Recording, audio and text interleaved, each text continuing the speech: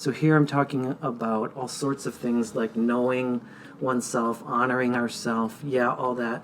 But even more so, I would say mindfulness comes in here. So really being in the present moment, not being so distracted. So less happier people are more distracted. They're more bothered by past events, or they're anxious, they're worried about the future, and that takes them out of the immediate moment. So right now, you and I are looking at each other and nodding. I can see you're following me by your nonverbals. Right. We're both pretty much in the present moment here. That's happier people do a lot of that. Hey everyone, well before we get started with today's session, I want to let you know that today's show is brought to you in part by Audible. Audible is offering our listeners a free audiobook with a 30-day trial membership. Just go to audibletrial.com/convos from the couch and browse their unmatched selection of audio programs. Download a free title and start listening. It's that easy. Again, you just go to audibletrial.com/convos from the couch.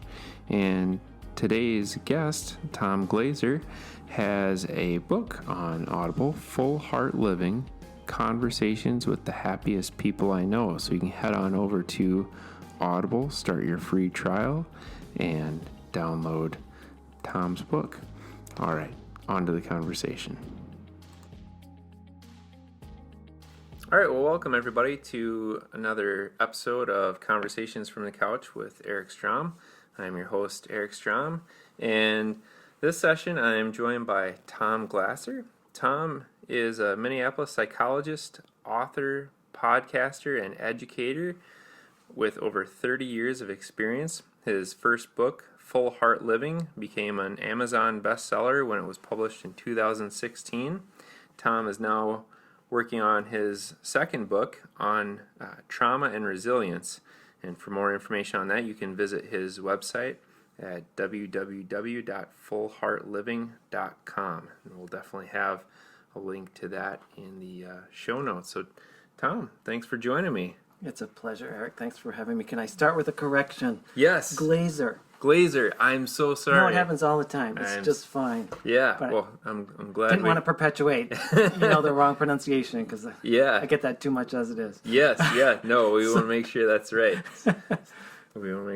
So good. Well, and for the second out of three of my most recent recordings, we're doing this live, or in person, I should say. It won't be live at the time, but very, very exciting to do that. It's always fun just to be able to sit down with people and talk. So it was an unexpected but happy accident or twist. Yes, I'm sure happy about it. Yeah, absolutely. It's we'd planned to do it via Skype, but we're able to meet in person, and so it's always nice to do that and be able to, it's always nice when you can talk to somebody in person. Skype works, but in person is best. Well, it's really the key of what I found in my first book, Eric, is it's about the in-person connections. Technology is great. Right. So it's so apropos.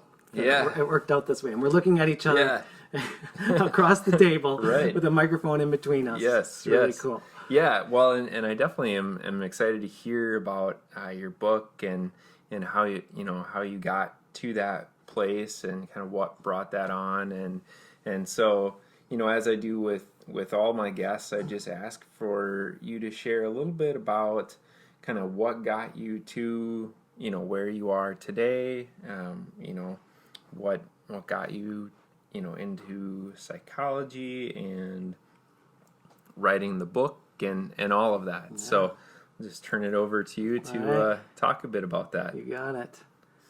So what comes to mind is I just remember, Eric, in junior high and high school, some of the most satisfying times were when I was with a good friend and we would have a deep, satisfying conversation in our young minds and in our young ways. We would solve the world's problems, and I just would kind of come alive. And then I had a fantastic psychology teacher in high school, Mr. Ryan. I'll never forget him, who really ignited this love of human behavior. And So it was one of the possibilities for me, a strong contender when I went to college was to pursue psychology. The second was performing, which I ended up getting back to much later in life. But so I ended up pursuing psychology. And really my whole career, I've been providing coaching and psychotherapy services and education, teaching. And I would say another pivotal motivating factor is the study of positive psychology. So generally speaking, particularly when I was trained, positive psychology, that wasn't even a thing. It wasn't even, the term wasn't even coined yet. And so I imagine this was true for you too. The emphasis was on studying problems. We have to know, and there was benefit to that, of course. We got to know all the things that can trouble us if we're going to be good shrinks.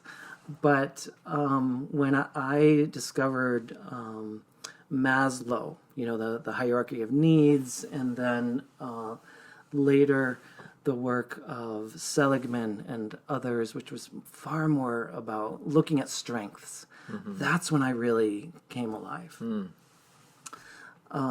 So again, there's a misunderstanding that positive psychology can be all about the good and that we ignore the bad, and so that is not true. That's truly a misunderstanding. Positive psychology embraces all of it. To me, traditional psychology ignores, generally speaking, the strengths and the good. And to me, positive psychology embraces all of it. So I just always want to say that up front. When I say positive psychology, it's not about being just a cheerleader all the time and ignoring all the bad. No, I'm saying, there's troubling stuff in our lives. There's troubling stuff in the world. Honor that. And when we're upset, have those feelings. And know there's something on the other side of that. When we deeply go into those and let them flow and go, then we can find something on the other side, which is usually, in my experience, incredible pleasure and good. So that's the background, I would say, in a nutshell. Meantime, I had tried a bunch of different professional roles and landed on my dream job both teaching and doing therapy at a college. And this was my dream job. That's what I always wanted to do, was to work in an educational environment and do both the individual work that I so love, but also teach things that I'm passionate about. So I got to teach at this job wellness promotion activities, which I've been interested in since, really also since junior high. I got really interested in health promotion. And so 7 years, that job was fantastic. Really, almost every day I looked forward to going to work. And I was going to retire there. I was just as happy as could be until I wasn't. So... Right, as life happens. Yes. The universe has a way of throwing us curveballs, and I had a major curveball that I did not expect and really didn't want, and I fought it, and I fought it, and I fought it because I did not want to give up my dream job, but a very difficult coworker who I had to work extremely closely with really changed the dynamic for me, and I did everything I could to try to make it work for 2 to 3 years.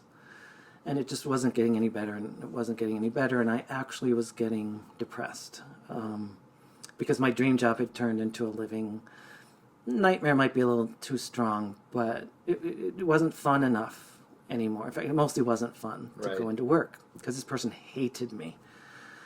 And so I ended up choosing to leave. It was a very difficult and long process, but I left my dream job, and in the midst of my grief, I noticed really happy people all around me, from someone I was in a play with to the person who officed next door to me in my private practice, my hairstylist, super happy guy.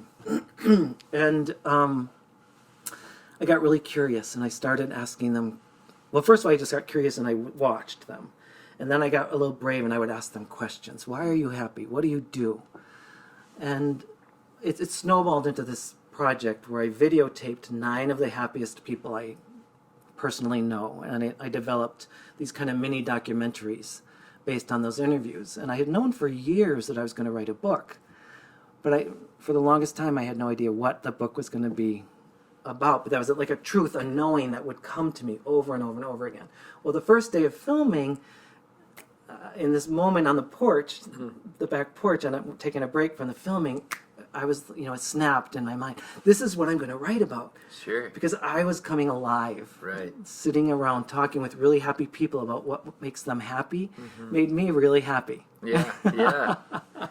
Yeah, and it's fascinating and lovely how those things happen, right? Talking with people who have such, great energy and are just happy, just how that, permeates. We were talking before we started recording about the importance of connection and having that, ability to connect with people and putting down our phones and electronics and that is just an example of that, right? Having these people who are really, happy and excited and, all of this stuff, and just how wonderful that is. There's the contagion effect. Right. It's contagious. Yeah. Most of us pick up on emotions of the people we surround ourselves with, and behaviors, actually. That's what we know now. Yeah. But and that's part of my point in my first book, Full Heart Living: Conversations with the Happiest People I Know, is to spend time with happier people and talk about it, just like I did. Yeah. Because that does lift both people's moods. Right. Yeah, for sure. And that's the number one thing I found in this whole project, the video and the book, is that the happiest people among us do connect more deeply with other people. That's number one, for sure, hands down. They have community and they spend time with people they love, and it's reciprocal. They feed each other's souls. Yeah. Well, and if we think about it too, from from the kind of mental health lens of, if you're happy, you're connecting with people, that's fueling your happiness, their happiness. If you're in that more kind of depressed state, or you're not getting out as much, you're not connecting with those people, and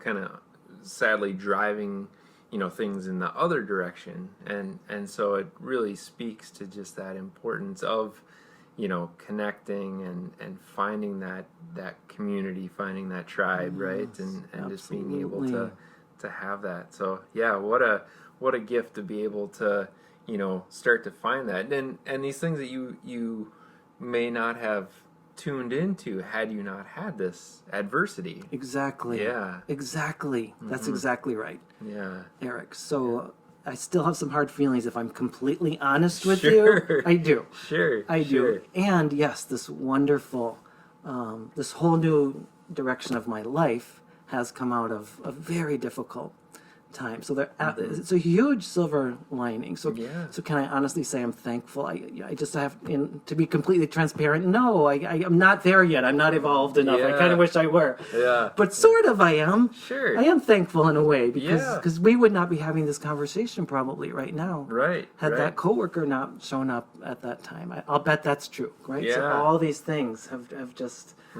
come into my life. Yeah. Since. Yeah, and not that you can't hold that grief about that lost opportunity that you really looked forward to, but but also finding the joy and the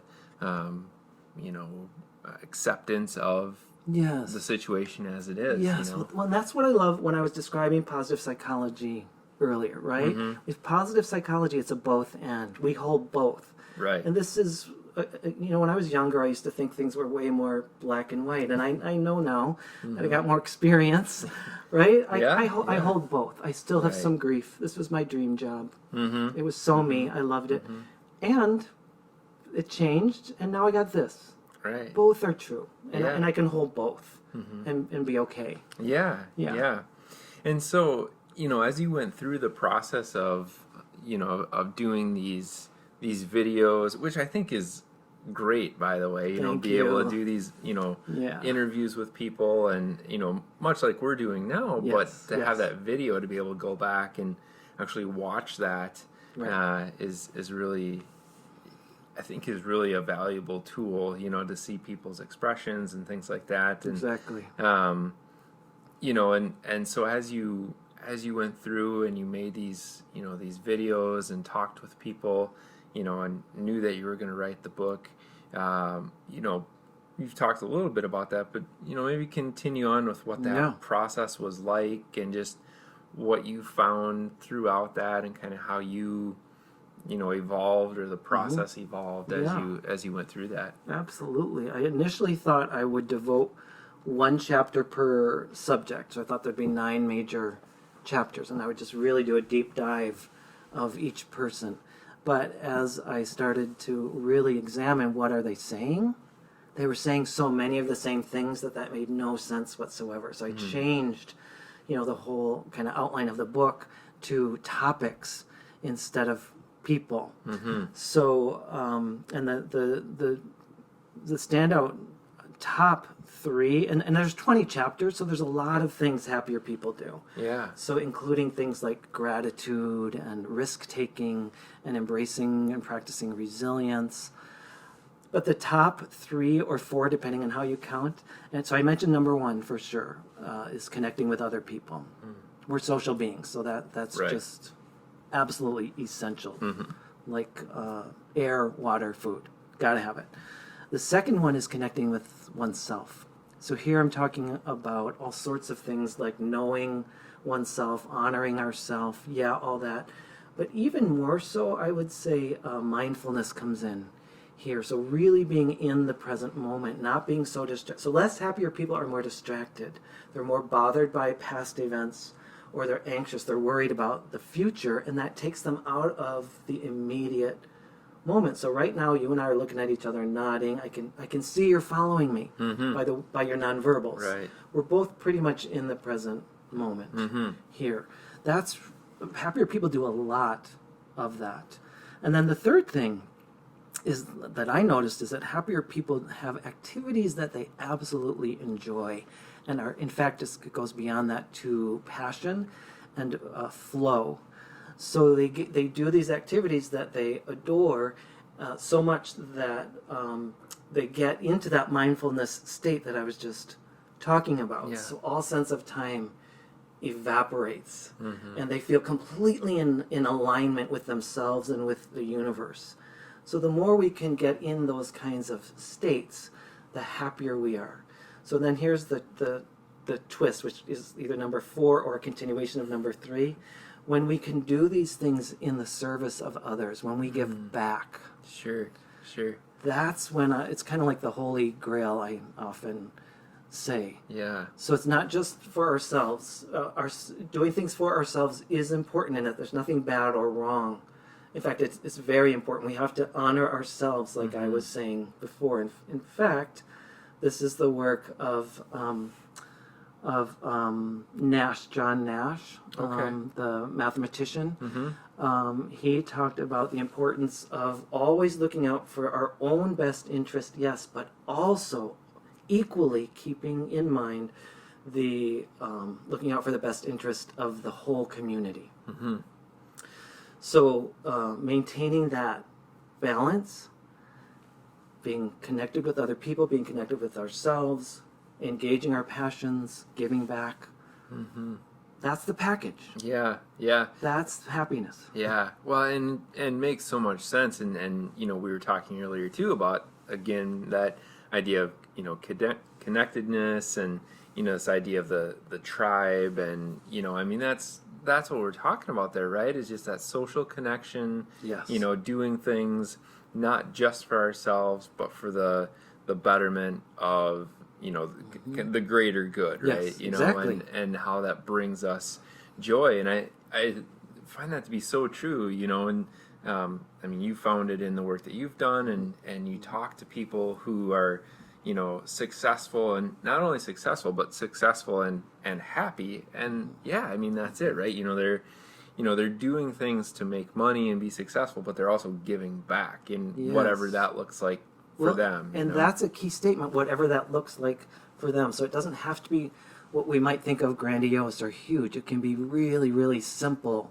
things. It can be, serving meals to the elderly. One of my passions is performing. I mentioned that earlier. So it doesn't have to be this huge performance professionally, on some life-changing environmental topic, for example. Like when I was in a musical, I'm trying to think of which one this happened in. Music Man. So I had a chorus role, but I'll never forget. There was just this one moment. So I'm like in the audience singing, and I made eye contact with a young audience member, and I could just see her catch my eyes and she seemed to have some special needs. Right? Sometimes you just kind of sense that from someone. I saw her face light up. She saw me see her. So it's just a simple community theater thing. I'm just singing a Music Man song, and I make eye contact very briefly with an audience member, and her face lights up. It's a very simple moment of and yet joy very and connection. powerful. Well, look, that was how many, 6 or 7 years ago, at Right. least. Yeah, yeah. And I remember it so well, and I'm like, oh, this is the mission of community theater. How do we just touch people really simply? Yeah. So it doesn't have to be donating $1 million. Right. It's whatever. Like, so I'm doing something that I just love. It's pure joy for me to sing and dance on stage. And I know a lot of people find that completely bizarre. I find it a little bizarre. I can't believe I like it, but I do. Right. So I do it, even though it makes me anxious, but it's so fun. Yeah. Well, and if that's the thing that's enjoyable to you, right? I mean, yes, for you find a lot of joy in that, and for me, I'd be like, I don't know what I'm doing here, Exactly. But we each do our own thing. Yes. Honor yourself. Follow Absolutely. your bliss, as they say. Yeah, definitely. And it's such an important thing. And I think, it is such an important thing, and yet people get so hung up in the kind of quote unquote 9 to 5, or I need to do this, and this for work, or I need to do these things to The have tos. Yes. I hear that so often from unhappy clients. Right. Well, I have to do this, and then I have to do that. Sorry to interrupt. No, Continue. no. It's deadly. Yes, yeah. It is. It just takes us down this road of not engaging in these things that we truly enjoy. The have to is great. Great way to put that. Well, I have to go to work, which, okay, you probably do need to go to work, but you also feel as though you have to do this. You have to, spend X amount of time, doing the yard work, or doing, whatever kind of things you hear from clients as well. And Yes. and I think if we look at that, how many of those things can you really cut out? How many of those things Exactly. really matter, right? Exactly. You don't have to spend an hour on Instagram. You don't have to spend. That's the thing. Yeah. Yes, we spend so much time now on those technological goodies, which are so compelling, compelling, and somewhat useful. Somewhat useful, yes. We each, as people promoting things, Yes. know that they are useful, but they Yes. very much are addicting for people, Yes. So whether it's the digital world, or that, well, I have to, make my yard look a certain way because the neighbors do. Well, in the end, what's going to matter? What the neighbors think, or how happy you are because you took that hour and went and did something that was truly meaningful to you. And if you fill that need of yours first, you might have enough energy to get the yard in good enough shape. Right. And that's another really key phrase, the good enough. Being a good enough yard keeper, a good enough housekeeper, or whatever your have to is. Right. And I think within that, it's that's one of those things that you're talking about, kind of, looking internally, being okay with yourself, right? And people may have some work to do around that, just feeling good enough with who they are, Well, Right. that's what usually drives that misery of have to. Is not that underneath it almost Right. always is a self-esteem Yeah. issue, probably trauma related. In my experience, very often. Yeah. And that's a great segue into That was not planned. I promise. not planned, but a great segue into It's just the truth. It just came out. It just evolved. Right. No, it's true. And we both do work in that area and know that Right. there's so much truth in that trauma has so many impacts across the spectrum of a person's life. And now you're working on a second book around trauma and resilience. In part because it is so under-recognized. We don't recognize our own traumas, and we don't know what to do if a loved one has experienced one. So Yeah. that's part of why I wanted to write this second book. Yeah. And say a little more about this idea of the trauma and resilience, just partially defining what that resilience means to you. I mean, I hear that, and I have kind of my own ideas around that, and other people may have other ideas. So just kind of the lens that you're coming at that with, and some of the folks that you're or types of folks that you're looking to interview for that book. You got it. Yeah. So first of all, I'm glad that you brought up the word resilience right away, because actually I want to, because I've been saying up to just very recently that this next book is about trauma and resilience, and I think I even wrote it that way to you. And I've realized I need to reverse those, because people hear the T word and they stop. And just like with the positive psychology stuff, I really want to emphasize the resilience. So I want to say it as resilience following trauma. So I really want to emphasize the strength approach. And Right. and I was drawn to this in part because of what I already said about the need for it, but also the incredible human spirit, the ability to thrive even after experiencing some of the worst things any of us can even imagine. Right. And that does happen over and over and over again. Yeah.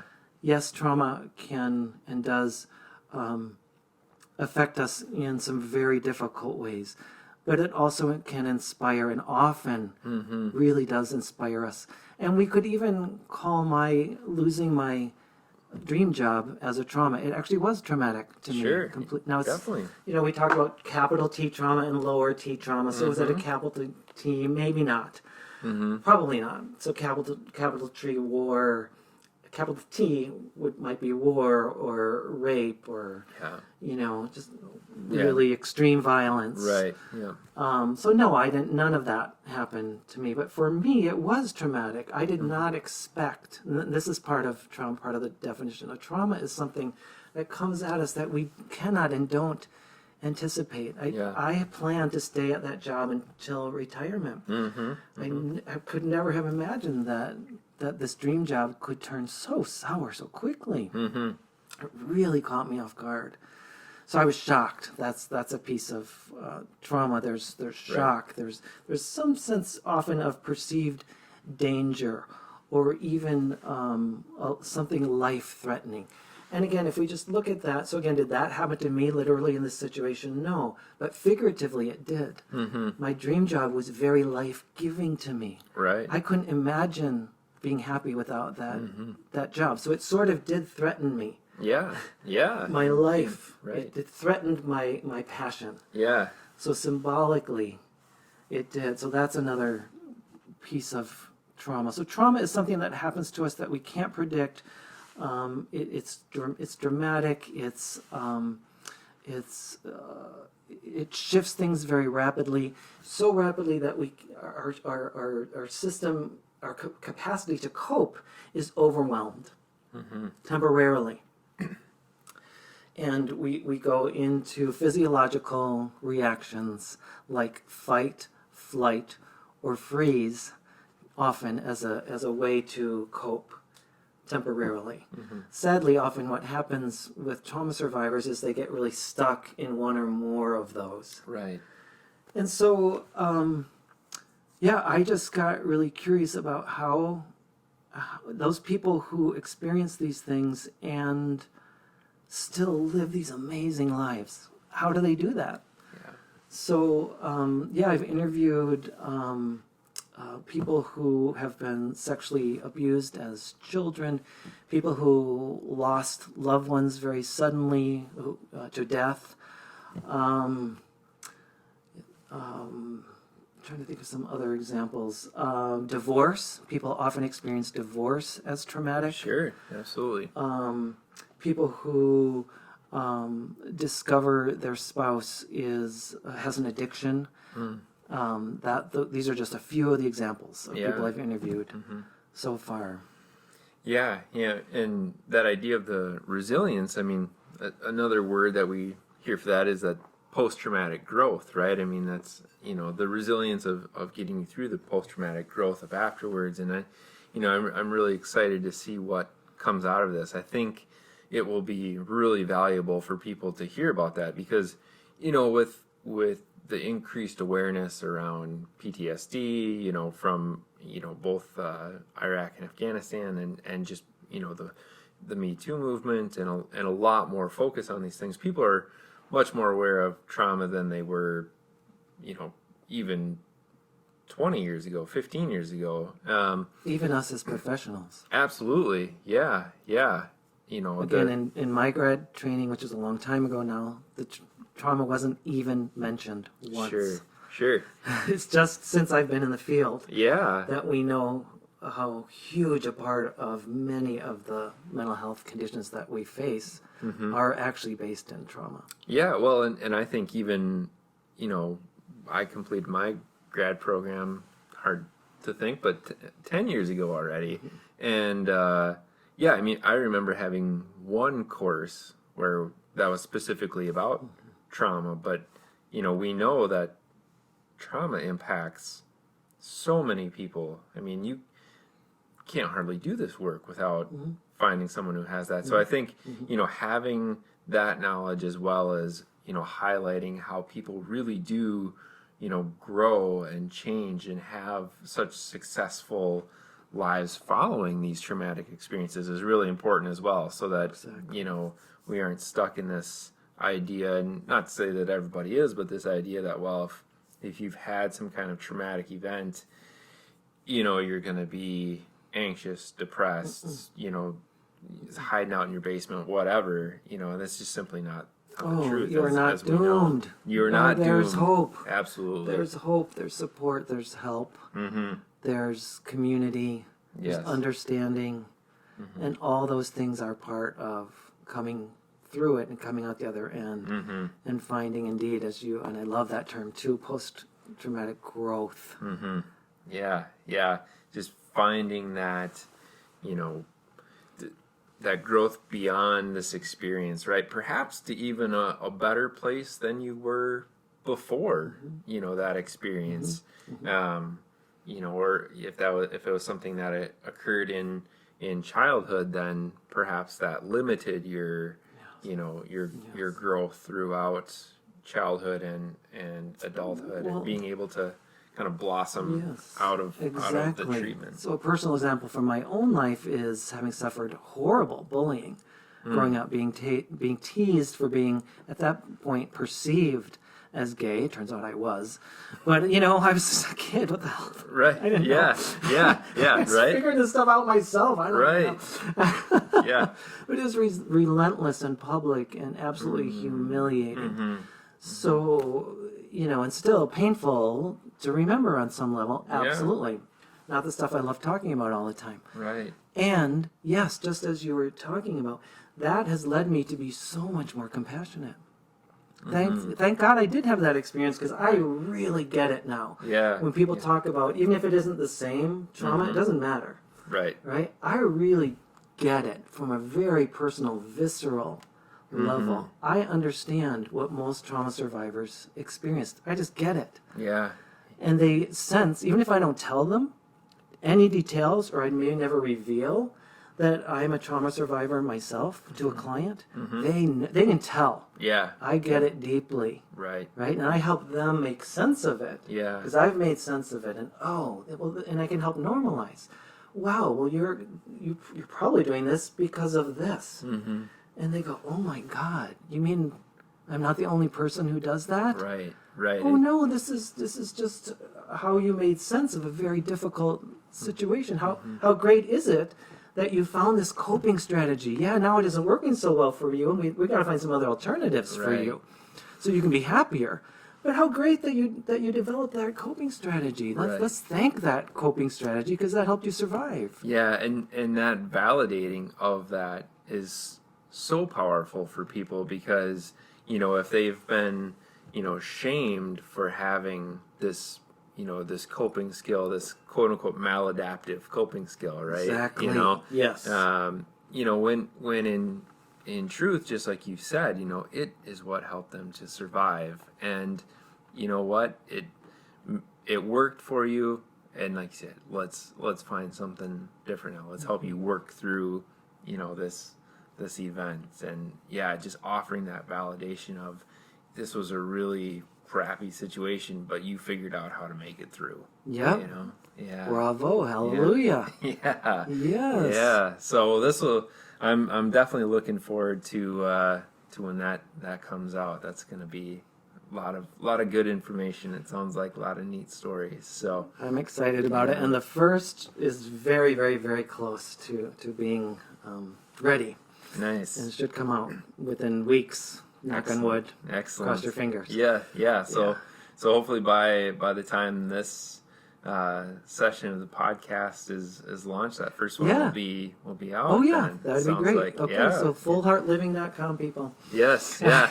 We'll definitely make sure that the info is on the show notes page, and we'll be able to check that out. So we're starting to come to the end of our time, and so I often like to ask guests just for piece of advice that you'd leave the listeners with. So something that you might give people as a little nugget of advice. Yeah, to spend some quality time with someone you adore, and let them know in whatever way fits for you that you adore them. One idea would be so obvious examples come to mind, right? Like I'll go upstairs later and spend some time with my husband. Mm-hmm. But you could write a letter to a mentor of yours from the past and tell them how they impacted you. And then bring the letter to them and read it aloud to them in person. Just an idea of a way to connect more deeply with someone important to you. Yeah. And an actual letter, not an email. Yes. No, not an email. You got it. Yes. Yes. Hard copy. Pen and paper. You people. got it. Pen and paper. That's right. Yeah. Yes.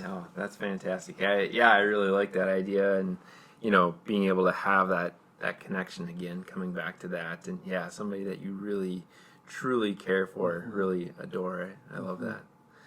Well, Tom, this has been fantastic. Oh. Thank you so much for joining me. It's been great. An honor and pleasure. Thanks for having me. I'm really humbled. And Absolutely. And again, we'll make sure we get all your information out on the show notes, and we're looking forward to the book and all the wonderful things that you're doing. thank you, Eric. Thanks.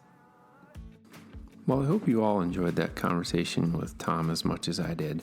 Tom is definitely a warm presence to be in and has a lot of really wonderful things to say and carries a lot of great knowledge and has a lot of wisdom to impart. So hope that was a good conversation for you and you really drew some benefit from that.